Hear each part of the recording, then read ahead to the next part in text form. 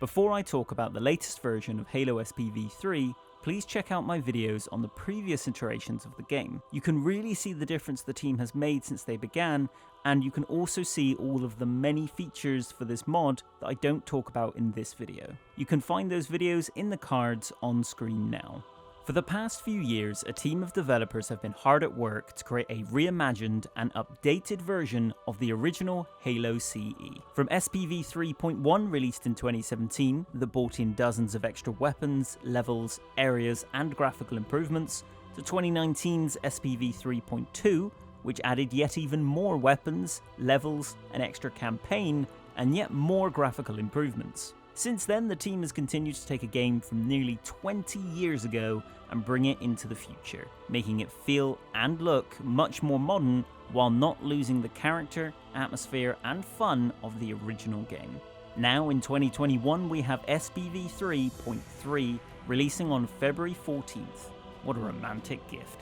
This version has taken SPV3.2, cleaned up any bugs, rebalanced some weapons, added some new ones, and brought in some amazing new graphical features that make this game really shine.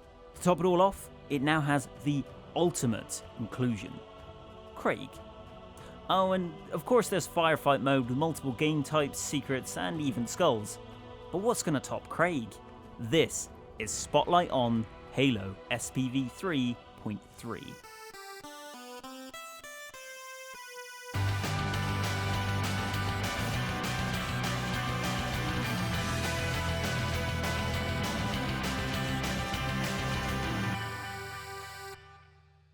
Let's kick things off with the most modern update to the game, ray tracing.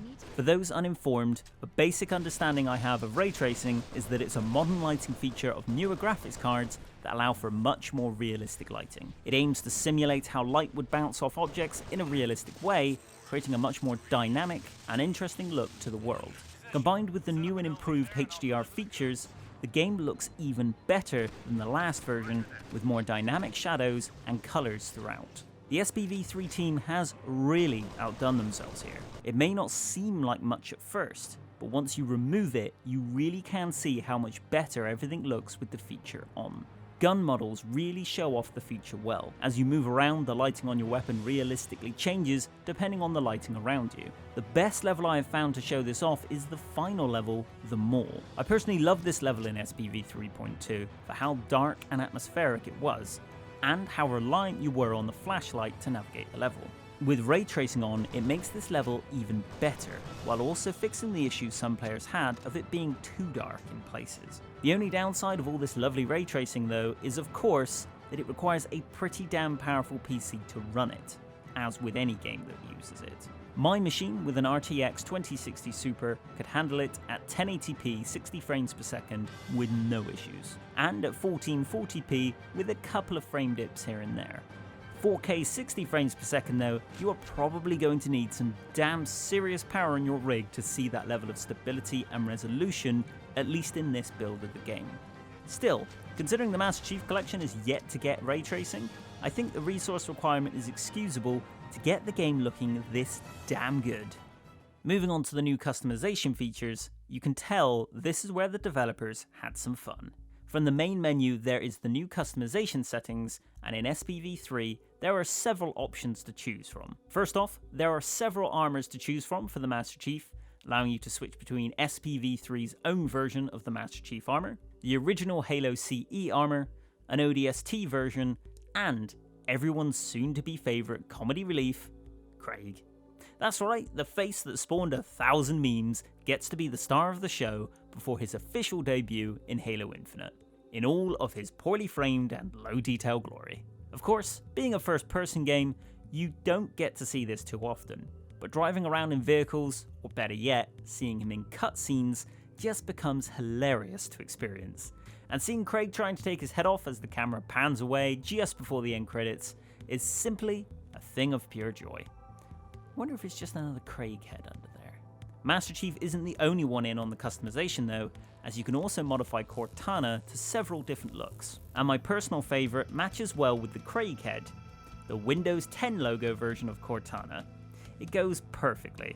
Top all of this fun off with some nice time of day changes available for certain levels, and you get a good level of customization for SPV 3.3. I hope their next release can take it a step further though, perhaps colour changes for Spartan armour, or maybe overlay filters to change the look of the game entirely. We're going to have to wait for SPV 3.4, also known as Halo Legacies, to see what the team can come up with next.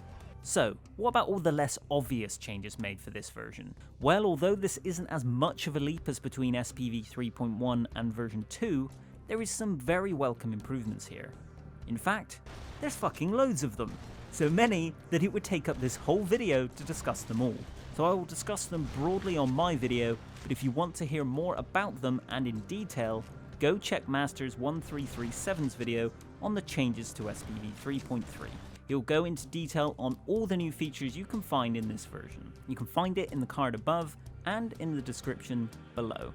So, along with the ray tracing, there are loads of other graphical tweaks, such as improved lighting and a tweaked HDR system to make things clearer for darker levels. There's also new changes in clothing to make Marines more unique in design, new dialogue from a recently leaked pre-release version of the original Halo CE, new vehicle variants and a new tiered health system for them, changes to battles in levels, giving more enemies in some, and even adding new scenarios entirely from the pre-release build of Halo. There's variable scenarios as well, such as on the level Halo, you can now trigger all Covenant dropships at once in the first encounter.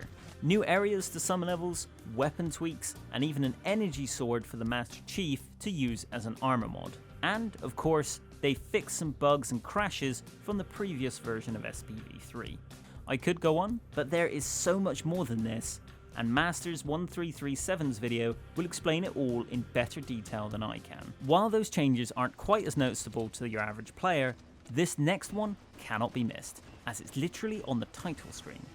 Firefight mode. Originating from Halo 3 ODST, the SPV3 team has been working on this one for a while. Like with all Halo firefight modes, this one has you fighting wave after wave of enemies in a set area. There are 2 levels included in the current build based on areas of the campaign, but I am sure we will see more levels in future updates. The team has done an excellent job with this, adding unique modes, weapons and more to keep the replay value going strong, such as a variant where you have to protect the Marines who can spawn as multiple key characters, such as Captain Keyes, May from the Lemuria campaign, and several more. There is also unique weapons to Firefight, such as a Sentinel beam that works like a Spartan laser, and by far the coolest weapon ever, the Golden Gun.